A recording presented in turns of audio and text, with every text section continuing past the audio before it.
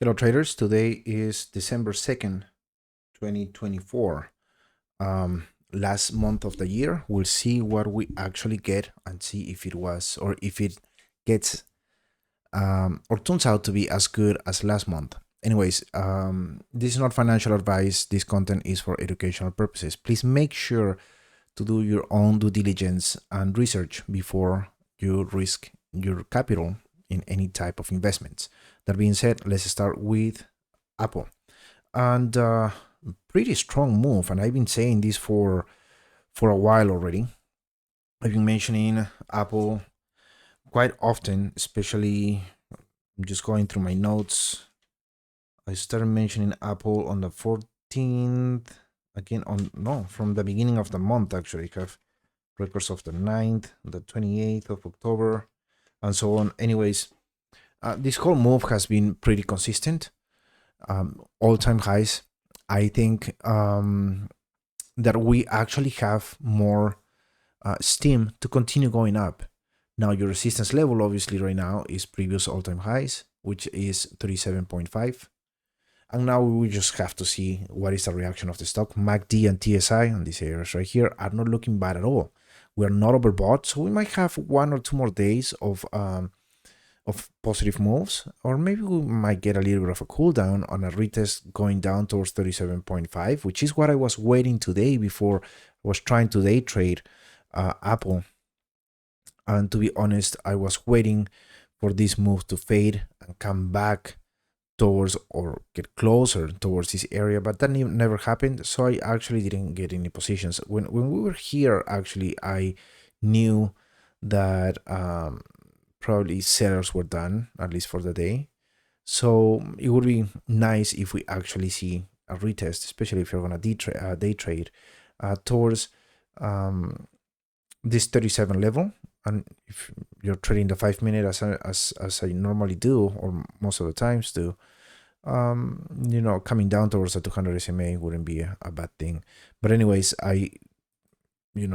bigger picture, I think that Apple is looking pretty strong.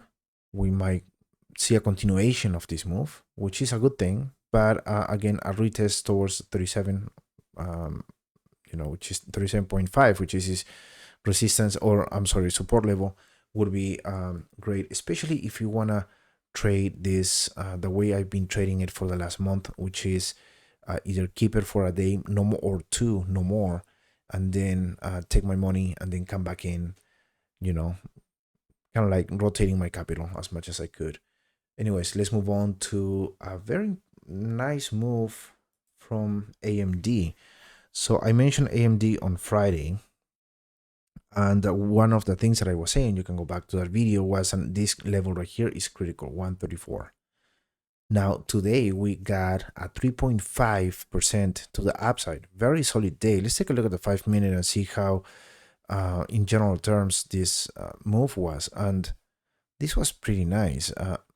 It looked a little bit dramatic, I think, on the 1 minute. I was, just waiting for Amazon and Apple to do something. And when I started seeing these moves, I was like, oh man, I wonder if this is gonna, lose, momentum. And it actually didn't. But it looked a little bit, at least until the time I was done trading, which was around 10 a.m. or so. I thought wow, this is maybe gonna continue going down. But anyways, it didn't. You closed at 3.5%. Now we are going to find resistance probably in the 325 SMA and the 35 SMA on this area. But I wouldn't be surprised if we actually move in a more consistent way towards 151, which is this resistance area right here. We'll see what happens. I think this is getting interesting. This level right here where you are right now, it could be also critical. You have some sort of resistance here, not only from this volume shelf right here, but you also have some levels right here of resistance and rejections on from prior candles. We'll see what happens. I think this move was pretty interesting, and I wouldn't be surprised again that if we break that 325 SMA on the daily chart and the 35 SMA on the daily chart, we're probably going to move nicely towards 151. There might be some opportunity here actually to get in it. MACD and TSI not looking bad at all. They're under the 0 line, crossing the signal lines. This is good. RSI is also looking pretty good. Let's move on to Amazon. And I was also trying to trade Amazon today. Let's go to the 5-minute. But this was, a nice rally from the beginning. And then you had this fade. And to be honest, I was hoping for this to continue going down towards basically where you closed on Friday, but that actually didn't happen. But you had a nice, sellers came in, and I did start buying March calls right in this area right here, and then I got a little bit more, and then that was it. I left it alone. I kept doing what I was doing, and we'll see how things react in the next few days. Now, long term, I do believe that we're probably gonna go towards 216, which is right on all-time highs. I think there's still momentum. There's still more juice. We'll see what we get in the next day or two, but at least for now, I think there is going to be a nice continuation. You have a support level right here, which is 200, which we could also get back to that, but we'll see how that goes. And let's make this gap right here. But I'm more inclined towards new all-time highs sometime maybe by the end of the month, or probably later on next year, in the beginning of the year. But that's being super conservative. I think there is a lot of momentum for Amazon to continue going up. Anyways, you have this gap right here in price, but you also have resistance at all-time highs, 216, and you have support at 200, 200 even. So keep in mind on those levels right there. Now let's move on to, this one name right here that I've been talking about for a while, and that is, where are you? I can't even see it. ENPH. Now, let me take a note here pretty quick. I've been talking about ENPH for a while. I told you about ENPH before this move, and then we came down again after the election. I said that we are probably going to continue moving up somewhere if we don't, basically what I said, if we don't break the support level, we're going to go back towards 73.5. That actually happened. And another thing that I said, and I think I said that on Friday, is that I wouldn't trade this name until we break this level right here. Well, that happened today. It was up 8.25%. Beautiful. Now you're going to find a little bit of resistance, which I don't think is going to be anything dramatic or anything like that on the 35 SMA. This gap is probably going to get filled. MACD and TSI are looking pretty good. RSI is looking good. The whole setup looks good. One of the fears that I had on Friday was like getting rejected here and going back towards support. So that is why I said I wouldn't trade it. I wouldn't jump on this unless we break resistance. So you broke resistance sometime early in the morning before 9 a.m. and then everything else was upwards. Very nice move, very nice candle right here. I think this has definitely more momentum. So keep an eye on your support level right now, which was prior resistance at 73 point. I don't have my glasses on, 73.5. And also I wouldn't be too worried about the 35 SMA, but I could be wrong, but I wouldn't be too worried about it, especially now that it's catching momentum. There is something interesting going on here. Now let's move on to Google. So nice move today, actually. Up 1.46%. Yes. Over the 35 SMA. Look at this rebound on the 200 SMA. Beautiful. You broke resistance as well at 171. That is important. And now we're probably going to see a continuation towards 175. So Google is moving. Hopefully there is not bad news from the DOJ or anything like that. And if there's good news, meaning that verdicts or the case is going in favor of Google, then this thing is going to fly and it's going to move hard. Again, we still have that ghost in the back of our minds as far as what might happen with the Department of Justice, but at least for what I'm seeing on candles, this is not looking bad at all. MACD and TSI are starting to curl towards possibly the signal line, but this still needs a little more time. The RSI is about to hit the signal line. This is looking pretty decent. I like on the technical level how things are looking here. Volume or liquidity in this area is nothing to be really worried about as far as continue going to the upside. So Google is looking pretty good. Let's move on to HIMS. And let me take a note. Down 4.25%. One of the things that I noticed here is, and we are starting to build liquidity in this area, which is good. Now, something that I mentioned, I believe, on Friday was I would love to see this coming down towards 25 or even lower, so I could actually enter. But this still has momentum to the upside. I think the momentum cycle, I'm not sure if it's fading, but it's still there. MACD and the TSI are losing a little bit of strength, especially the TSI. Look how this indicator is looking. RSI is already moving down, but that is basically because you had a pretty, sell-off today. And take a look. Let's take a look at the 5 minutes. Yeah, it was everything down. You're under a 325 on the 5 minutes. And let's take a look if there was, yeah, it was flat after hours. Okay. Anyways, this doesn't look bad or doesn't look great at all. I think that for now we just have to wait and see what happens. This level right here, which was prior all-time highs and already is an obvious area of support and resistance, which right now is support of 29.7. So we'll see what kind of reactions we get in the next few days. I think if you break 29.7 with any momentum, you're going straight to 25.47, which might be a good opportunity to grab some contracts or maybe shares or whatever, however you want to do.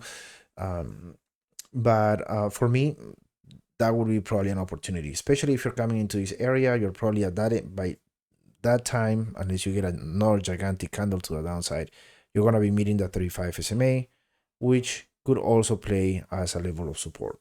So we'll see. I think this chart needs a little bit of time. I like the fact that we are building liquidity in this area, so it's not looking as precarious as before. And we'll see what comes in the next few days. But long term, I think this stock is probably going to double within the next 2 to 3 quarters. And that's being very conservative. I like to think in a very conservative way when it comes to trading. And anyways, but for now, I wouldn't mind having this thing going down towards 25.5 or even 23.5. I wouldn't mind. And the reason for that is because I want to get back in. Anyways, this chart is starting to take shape, which is a good thing. It just needs a little more time. So we'll see what we get in the next few days. Probably by the end of the week, we're probably going to have a better understanding of momentum or, what's coming next. But yeah, that's what I got, at least.